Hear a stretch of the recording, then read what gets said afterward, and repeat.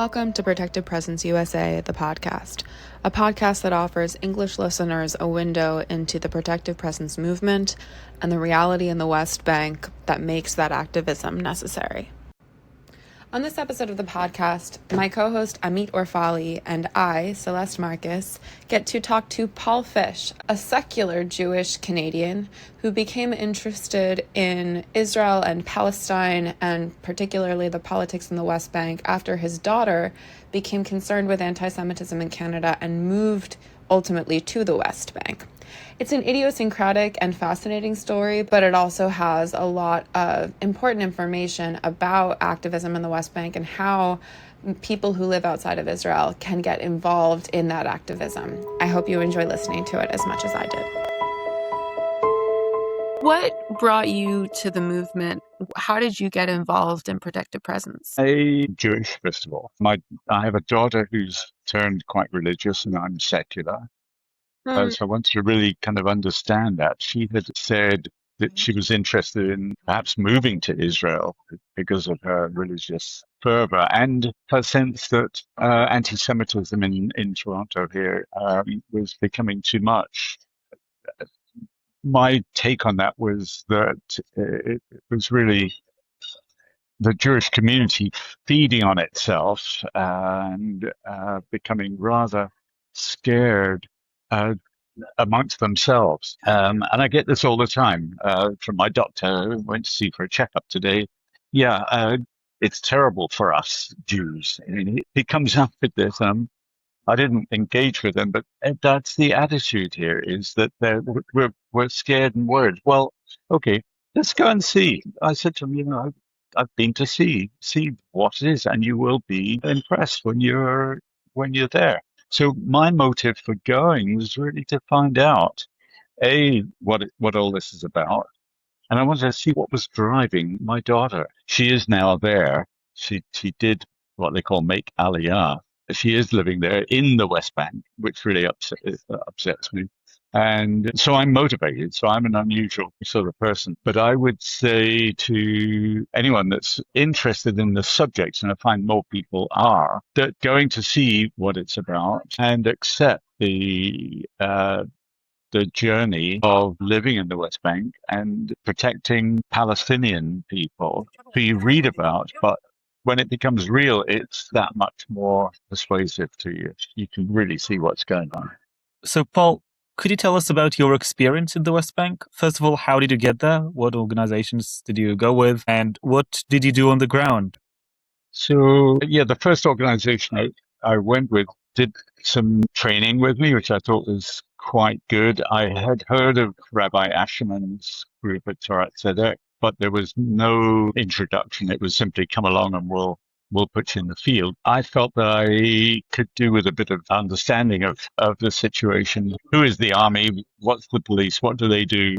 I needed some framework. So there was some training given here in Canada online and a few days in Ramallah. And I was stationed then in the North Jordan Valley, largely doing work night duty, overseeing some communities who were situated adjacent to the settlements. So fenced settlements with lights, and the Bedouin communities would be somewhat below these settlements. And our job was to stay up all night and be on duty in rotation. So we'd sleep for 3 hours and stay on as a watch. So that was the first couple of weeks. And then I wanted to do something else. So I did some olive harvesting. I had some experience there, which was really interesting. And then Rabbi Ashman called the organization. They picked me up the next day. And I was stationed in just outside Duma, which is quite a different setup, where we were stationed to be with the Palestinians, the families, with the area where the sheep and goats had been. So there was an area of land where the sheep and goats were herded, and there was an area where the families lived. Was that Red's family? Was that Red's home? Rahab, yeah, Red's family. I was there too. Yeah. Okay. Yeah, Yes, it was. and Today. it I is think. it is so heartbreaking to be in touch with those people that you spend days and nights with, and now they're displaced. They no Yeah, longer have their homes. and I think that's the sadness is that these people have been hounded out, and you become emotionally very connected with not only the people, the children, but also the situation. You begin to understand exactly what's happening. One thing that impressed me about Rabbi Asherman's group, that will encourage me to go back with the group, is that Rabbi Ashman is at the front. He leads from the front and he demonstrates exactly what he means by protective presence. He will stand in the way of settlers who want to force their way in. He doesn't do this in a violent way at all. He's simply there as he will prevent settlers from damaging the water containers. Settlers actively come and remove or turn the spigots off so that the water drains. And of course, water is a critical resource. And he will actively confront the settlers with prayer, if he will recite biblical passages, and I found it sort of almost comical that the settlers would have their books and recite prayers in the same way. This is all within the compound, sort of with the Palestinians, obviously with a different Muslim outlook. So this is Yeah. all part of the intimidation. As we speak, I just want to add about Rabbi Arik Asherman. As we speak, he is arrested. He's under arrest by the Israeli police after he did protective presence in the Christian village of Taiba. It happens from time to time that Arik gets arrested because, as Paul said, he really leads from the front. He's very demanding from his activists, but more so from himself than anyone else. And you Yeah. can listen to, we interviewed him last week, and you can listen to this episode as well on our podcast. Okay. One thing I would like to say also is that I'm an older person. I'm 75, and I would suggest that older people also play a part. Should not be too concerned about um, volunteering. There are other Israelis of my cohort who are there. It's not so physically demanding. You do need to have some fitness, but it's tolerable. The scenery is fantastic. The people, the energy is definitely worthwhile. It's the older group of people such as myself who have been very skeptical. We've been brought up in youth organizations when I was younger, an organization called Habonim, and that was an organization that encouraged members to live on kibbutz. And I did go and experience kibbutz as a youngster, and it was idyllic.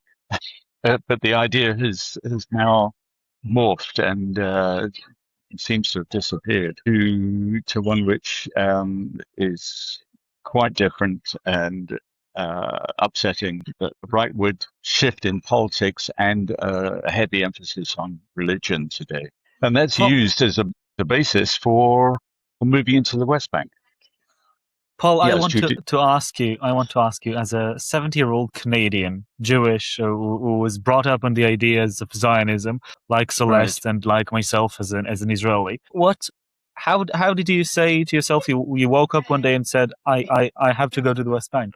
What were you thinking? I was thinking that the stories that I read and the material that I'm hearing in every newspaper that I read, at least, is so awful. The news seemed unreal.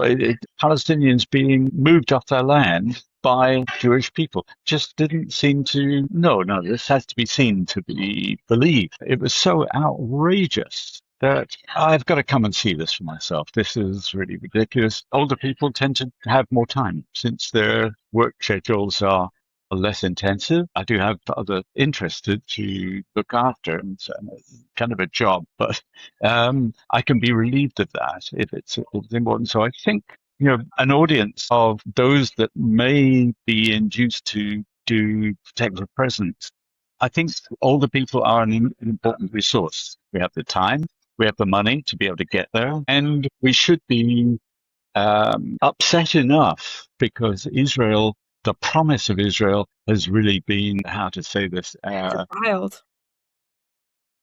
What word would you say? Defiled. Defiled is. It has. I think that's a good word. I was lost for it. The image of Israel as we had learned to do from the outset, which was a place of refuge for Jewish people. My mother came through the Holocaust. She would be horrified to know this. She's still around, actually. But I mean, I wouldn't want to explain this to her. It would be too horrid. But I just had to find out for myself. And through Torah Tzedek, I think that was made impressive. Doing the olive harvest, something older people can do. It's fun. You get to sit down with Palestinians, have breakfast with olive oil from yesterday's harvest. You joke, and you become close. It's a wonderful experience. Just being there with Palestinians and showing solidarity just by being there. It's so important. I think that it's something that Celeste also has on her mind, and we tend to ask this. Is the fact that you're a Jew helped you in any way, made you more inclined to go to the protective presence? Did it impact you? Or is it something that you expect from everyone? I think as a Jewish person, it does impact on me. Because you can't, for me, I can't believe that somebody of that moral teaching, it just goes so diametrically opposed to what you've learned. And this coming from the promised land, it's just so awful a prospect. So the fact that I'm Jewish, I think did push me to that end. However, I have to tell you that, as an example, I play baseball here, and of 108 people who play baseball in North Toronto somewhere, very few Jewish people, and they're all very inquisitive. And I'm going to do a presentation. They've asked me to present, which is really wonderful to hear because people are That's now amazing, Paul. becoming inquisitive, right? But I have to tell you that I did visit one of my baseball friends on a Friday evening, and we had a wonderful evening. He talked about baseball and children. I've known him for years, and afterwards he noticed my bracelet here. And he texted me to say, could you please take off your bracelet because it's offensive. It says Palestine and save Gaza. I'm horrified at that, but it is endemic. It's very typical of Jewish people of my age group. They just want to have their fingers in their ears. We don't want to hear about how terrible things are in Israel because they too have this preconception that Israel is a wonderful, fair, moral refuge for Jewish people. They have that dichotomy. You've asked me about whether being Jewish helps. It certainly helps me, but it may deter others who are Jewish. Paul, is there a story of a time of your time in the West Bank that was particularly affecting? You've mentioned a couple of the different kinds of activism that you did there, and I think it's important to stress that the risks are really what you make of them. But you said you really do develop a close bond, not only with the Palestinians that you know, but really with the people in the region whom you haven't even met, just by proxy. Maybe not a good word in this context, but you know what I mean. Yeah. And I'm wondering if, there was a day that was particularly fortifying or maybe end a day that was particularly scary or sad that you would want to tell us about. I think a scary part was being interviewed. Just hold on here. Thank you very much. Sorry, there's someone sitting here. I don't know, and he's just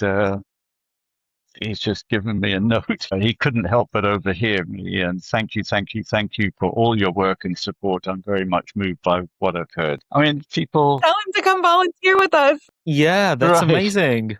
Yeah, Tell he's him. just gone. He's just gone. Oh no, he didn't leave his phone number. Oh no, he's just left this note for me. I'm sitting here. I'm at Union Station, which you know. and I arrived a bit late. But I'm just found myself in a little lounge somewhere, and people are here. So That sorry is to interrupt. amazing, Paul. So, but I get this sort of thing. I wear the bracelet, and sometimes it has positive, or it certainly gets reactions, and I get that in the winter when I'm wearing my keffiyeh. So one day early on in my volunteering, I was with a partner doing overnight protection, just being up at night to give assurance to the Bedouin communities that we were there and would alert them if anything was happening. During the late evening, the settlement that was adjacent to us sent one of their armed people up to the encampment where we were staying. They looked in, saw the room, saw us there, and then drove off. 10 minutes later, the army did turn up with about 10 people and stormed the room that we were at. I was there with a partner who we were also doing protective presence with. And this was pretty scary. The army wanted to know what we were doing there. It was a very rural part of the world. It wasn't, there was no road there. So we just explained that we were walking and invited into the encampment. We were questioned for about an hour and a half with searchlights and all sorts of, it made to feel really guilty. They did actually leave and said, look, you better be gone by the morning. Otherwise, there's going to be trouble. We were treated so well by the Palestinians who were there. They felt so bad for us, but they were so warm that they bought coffee and tea and a meal, treated us well at breakfast. And we joined the children the next morning to go to school in the nearest town where we could be picked up. So we were treated so kindly by the Palestinians, and yet so rough and ready by those who were in command. They clearly had the arms and the power. So it really was quite an awful experience, but it impressed on me that when people say that there's a conflict, there isn't really a conflict. It's one power. The Israelis exercise their dominance over the Palestinians. There's no conflict. It's oppression, right? Oppression, and it's so obvious when you're there facing this same issue. There were a couple of other occasions where I had to face this as well, but that really was the first, and it still sits with me. Where the confrontation with the army, with all of their powerful weapons, um, and there's no opposition. There's no army or there's no arms to challenge the local military. So yeah, I'd say that was you're going to be faced with these sorts of things. I don't think there's any serious danger. I didn't feel as if I was threatened. I was pleased when it ended. Yeah, it's interesting. I think I've had this experience, and a couple of people we've talked to have this experience also, where I have been like menaced by settlers with guns who were blank faced and they looked like they were deranged. And I think they really could have hurt me. And I'm lucky that they didn't. And if they had, that probably would have been the scariest thing that's ever happened to me. But because they didn't hurt me, I was a lot less scared than the instances where there were soldiers and police involved. It's so much scarier. I don't really know why. I mean, maybe it's because of the same narrative that I grew up with that you've described, which is that we were taught that these were the good guys. And so it really feels very strange to realize that somebody who represents the full force of the state and who is telling us that we're criminals, because that's what they're doing, even though we know that we're not. At least we're not according to justice, but the law is not the same as justice. You're saying that there's no real danger, but as Amit said, Arik Asherman is arrested right now. So that's a danger. And I want to make sure that we're telling listeners that whereas this is not going to happen to everyone and it happens pretty rarely, it's not like there's no danger. And also right now, and this is a real concern for us, they're deporting people who are there to do this activism work. It is a little scary, but I think it's manageable. I do have experience working in odd places like African countries where I've done my professional work. So I'm somewhat familiar, and so I wasn't that worried about it. I don't think people should be overly concerned about it. You're more interested in observing and witnessing the huge injustice that's being carried out. And to actually bear witness to it is the opportunity. You just have to see it to believe it. It is unbelievable. How is it that Jewish people do this, can do this? And this is obviously promoted by government. Government is behind all of this. So you see the military driving these tractors on the settlements, and they're so clearly involved. So I don't think it can be denied, and you certainly can't deny it to yourself. Well said. So, Paul, are you planning to go back to doing protective presence? So I'm planning to go back in October when the harvest is on, so I can help Could you with say the a few words harvest. about the olive harvest? The olive harvest is a joy. It's the Palestinians' reason for it's a joyous time. It's harvest. This is the time when they're collecting their economic reason for being. And you join the harvest as a full member of their team of harvesting, and it's a joyful thing to do. You sit and have breakfast, as I explained before, and climb trees, chatting with other volunteers and other Palestinians, and you hear lots of different stories, joking.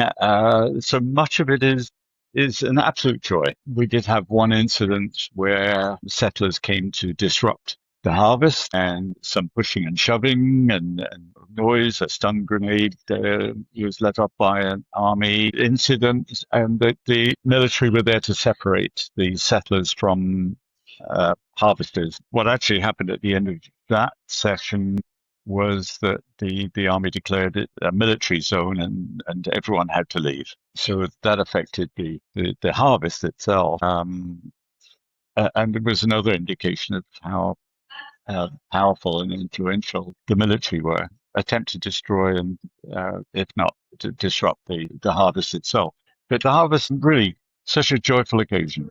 I would encourage everyone to take part in that. And that's why, I'll go in October. October is the time for the harvest. It's a time when volunteers are really needed to participate. And I think that the volunteers do offer a form of protection, because there was a reluctance on the part of the military to get involved too severely with the Palestinians if the international volunteers are there. That's fairly obvious. So yeah, I would encourage everyone to go. I'll be there probably until the end of November, maybe into December. I haven't got dates yet, but you'll be there, Amit, and Celeste. So we'll We'll meet enjoy. each other in the West Bank. Perfect. We hope that everybody listening comes too. Yeah. No, I would encourage. And if it's possible, I'm quite happy to answer questions from listeners if they want to call. I'm coaching someone from Toronto who's going soon, and be happy to do that. Wonderful. Well, thank you so much, Paul. And likewise, if you're listening to this thus far, do let us know if you'd be interested in us doing a public town hall to answer questions. We'd be very happy to do so. You come home with a sense of purpose, and that purpose is to convey that message to others. Absolutely. Well, thank you so much. It's a pleasure. Thank you. Thanks for the invitation.